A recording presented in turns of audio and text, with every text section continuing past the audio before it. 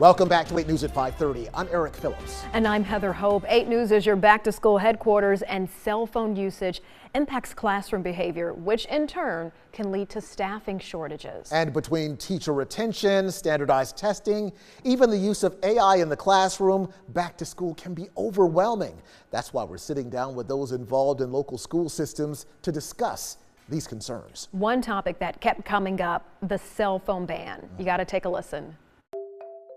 My former colleagues that I'm still friends with, they tell me that after COVID, everything changed. I can suggest that if your child is on their screen most of the time at home, they're trying to do the same at the school, perhaps. When I was roaming with the dinosaurs and going to middle school, we didn't worry about the things these kids are worried about now. There's a fine line between teaching students how to communicate with each other, which cuts down on the behavior, and the cell phones. The cell phones have made the biggest difference. That's their social life. Texting at home, cyberbullying is a big thing. But when you have parents who tell kids, I'm gonna call you so-and-so time, and the kid would say, Mom, I'm not allowed to be on my phone. Well, I'm gonna call you anyway. Well, what do you think the kid is gonna do? They're gonna answer, then they're in trouble. Even talking with other parents when it comes to cell phones, they're like, oh no, I need to be able to get in touch with my kid. I'm going, there is nothing that big of an emergency that you need to text or call your kid in the middle of the day. The school has a phone. If you need to get in touch with your child, it is no different than when we were in school. The other part of it is we as parents have to come together and say, look, I'm not giving my child a smartphone in middle school. They don't need it. Family dynamics as it relates to a cell phone and calling, and maybe I need to make sure that my child knows that I'm okay, or I know that my child is okay. So family dynamics as it relates to getting calls at school or use of the cell phone, I think that's kind of some issues that maybe they need to talk about. But also, I think parents need support.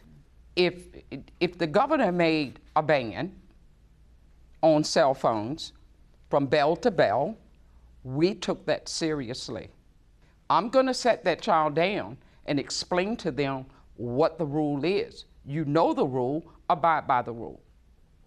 And it always come back to, but my mom said, or my dad said. When he started it in January, we started it in January. It was an easy transition for us. Kids didn't have the cell phones in the classrooms anyway. If the ban is in place, then the ban should be fully explained to our school leaders so that they know how to follow it. Because cell phones in our schools are a huge distraction.